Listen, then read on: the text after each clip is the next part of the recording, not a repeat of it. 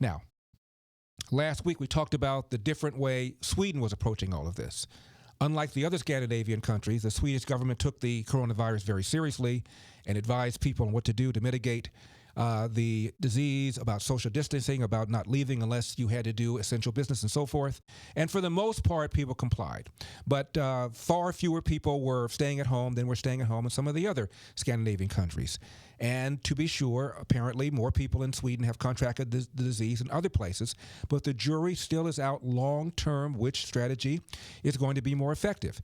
Now, this is an interview with a top Swedish epidemiologist. He said, in the end, the countries that have locked down will likely have the same number of coronavirus cases and deaths on a percentage basis than the countries that did not lock down. In other words, it's not going to make any difference. Here's what he said. So that you don't think that the severity of these intervening measures are going to make that much difference? No, I don't think so. I think, actually, should I tell you what I really think? Please. I almost never do this. I think what we're seeing is a tsunami of a usually quite mild disease, which is sweeping over Europe. And some countries do this, and some countries do that, and some countries don't do that. And in the end, there will be very, very little difference. So when you say it's a usually quite mild disease, what do you mean by that? That most people who get it will never even notice they were infected. So does that mean that you think the actual fatality rate of this disease is much lower than the numbers that have been talked about? Much, much lower. So do you have you made any speculations as to what sort of zone the real fatality rate might be in? I think it will be like a severe influenza season, the same as which would be on an order of 0.1% maybe. So that would suggest then for a country like the UK that is heading towards 20,000 deaths, that would suggest that many millions of people have already had it. Yes.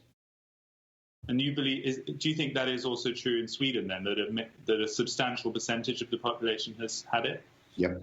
I'm rather certain of that, actually. And when we don't have the tests really yet. As you know, you have these two kinds, you know this, don't you? Two kinds of tests. Yeah. One that tells that you have it now, and another one that tells you that you had it at some point before, an immunity or serology test. And they are just being developed and they're just being employed. I know from discussions with friends in the UK that you started last week with 3,500 such tests, and you will go on with 8 in 1 week, and then it will be about 8,000 per week. And when you get tests that show if people had the disease, you'll see that most of them never even dreamt they had it. But we don't have yet any effective antibody tests, I don't think. No. You're right, but it's coming. But you're confident that we will get those tests? I mean, they will. Oh, yes. That's a matter of time. And so what sort of percentage of the population do you think we will discover has had it once we get mass antibody testing in place? At least half. In the United Kingdom, or do you mean in Sweden as well? Both countries. So the whole sort of rationale for introducing these lockdowns across Europe that has created such unbelievable side effects and pretty much stopped the whole world in its tracks, you believe is a misguided policy. And do you think it's doing more harm than good? Yes. This is Sweden's top epidemiologist. His name is John Gieseke, Gieseke.